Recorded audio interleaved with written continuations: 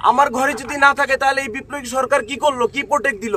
এভাবেই জলজল করে পুড়ছিল হালের তুমুল জনপ্রিয় কন্টেন্ট ক্রিয়েটর এবং কবি কাফির বাড়ি।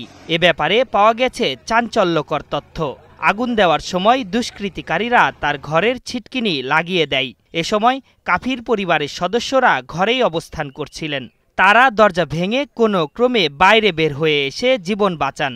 মঙ্গলবার দিবাগত রাত 1টার দিকে পটুয়াখালীর কলাপাড়া উপজেলার রজপাড়া গ্রামের বাড়িতে এ আগুনের ঘটনা ঘটে। তাহলে আমি বলবো যে এই বিপ্লবী সরকার, আমরা যে বিপ্লব ঘটালাম, বিপ্লব ঘটাই একটা সরকার গঠন করে দিলাম।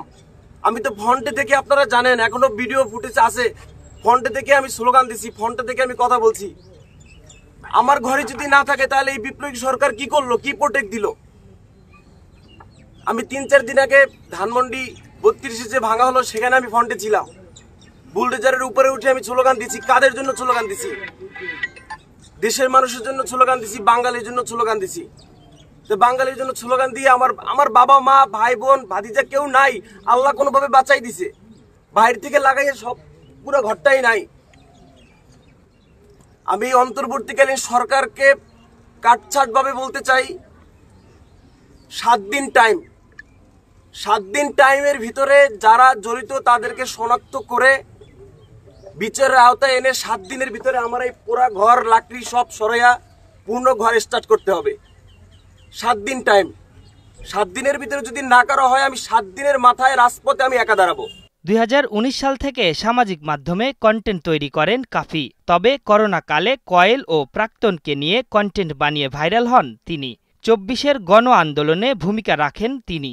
অমর 21-এ বইমেলায় তার 2টি কবিতার বই বেরিয়েছে। নিজের লেখা কবিতার জন্যও তুমুল আলোচিত এই শিক্ষার্থী। অগ্নিকাণ্ডের সময় কাফির বাবা মা সহ পরিবারের 6 সদস্য ঘরের মধ্যেই ছিল। বাইরে থেকে ঘরের ছিটকিনি লাগিয়ে আগুন দেওয়া হয় বলে জানিয়েছেন কাফির বাবা। তবে কোনো হতাহতের ঘটনা ঘটেনি। এ ঘটনায় জড়িতদের দৃষ্টান্তমূলক শাস্তির দাবি জানিয়েছে স্থানীয়রা। নৃশংসতা দেখে মনে হচ্ছে যে এটা আসলে পরিকল্পিত একটা আগুন লাগাই দিয়েছে। প্রশাসনের কাছে আমরা দাবি জানাই যে এটা সুষ্ঠু তদন্ত হোক। আসলে আমরা তো কেউ এখানে উপস্থিত ছিলাম না, বাট আমরা জানিও না কিভাবে আগুনটা লাগছে। আর যেহেতু রাতে ঘটছে তো আমরা কেউ দেখিনি চোখে, কিন্তু যেটা হচ্ছে যে যারা ঘরের ভিতরে অবস্থান করছিল 6 জন মানুষ, তারা যখন বের হবে ঘর থেকে আগুন লাগার ওই মুহূর্তে, তখন আসলে তারা দরজা খুলছিল, দরজা খুলতে পারে নাই।